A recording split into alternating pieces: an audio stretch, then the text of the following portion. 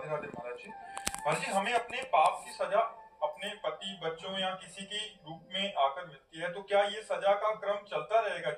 जब तक भजन करके क्रम नष्ट नहीं करोगे तो थोड़ा बड़ा पाप थोड़ी है। अनंत जन्मों से हम बार बार जन्म ले रहे हैं, बार बार मरण कर रहे हैं, तो हर जन्म में कुछ न कुछ हमसे पाप बनता गया।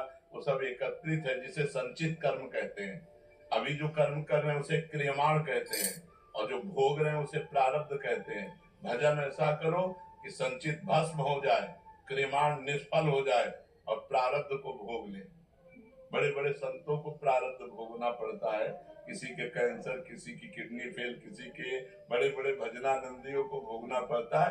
तो प्रारब्ध को भोग ले, क्रियमाण निष्फल हो जाए और संचित भस्म हो जाए, तो एक क्रम नष्ट हो जाए। नहीं तो बार बार क्रम चलता रहेगा, बार बार जन्म, बार बार मरण, बार बार दुख भोगना, ये चलता ही रहेगा जब तक हमारे कर्म नष्ट नहीं हो जाएंगे।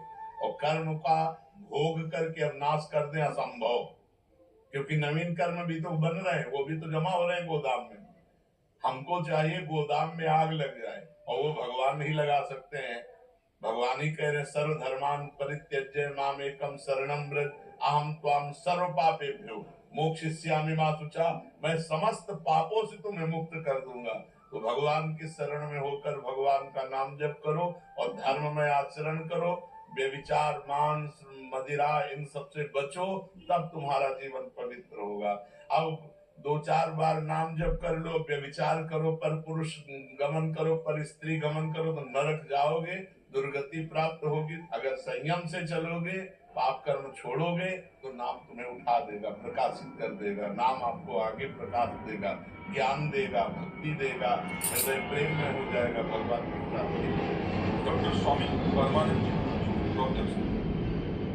महाराज जी का प्रश्न है। महाराज जी कह रहे हैं कि आपके द्वारा बार बार साधना के अभिमान से बचने के लिए कहा जाता है महाराज जी, परंतु क्या शिवोहम करना भी अभिमान है? नहीं, ये हमारा स्वरूप है।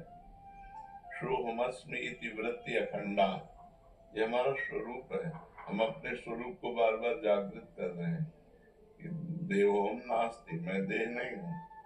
शिवोहम, मैं शिव हूँ। बार बार शिवोहम शिवोहम। जिस अहम से प्रकृति जुड़ती है वो निंदनीय हो जाती है, और जिस अहम में परमात्मा जुड़ता है वो बंधनीय हो जाता है। मैं धनवान, मैं कुलवान, मैं ऐसा, वो निंदनीय हो गया, वो बंधन का कारक बन गया।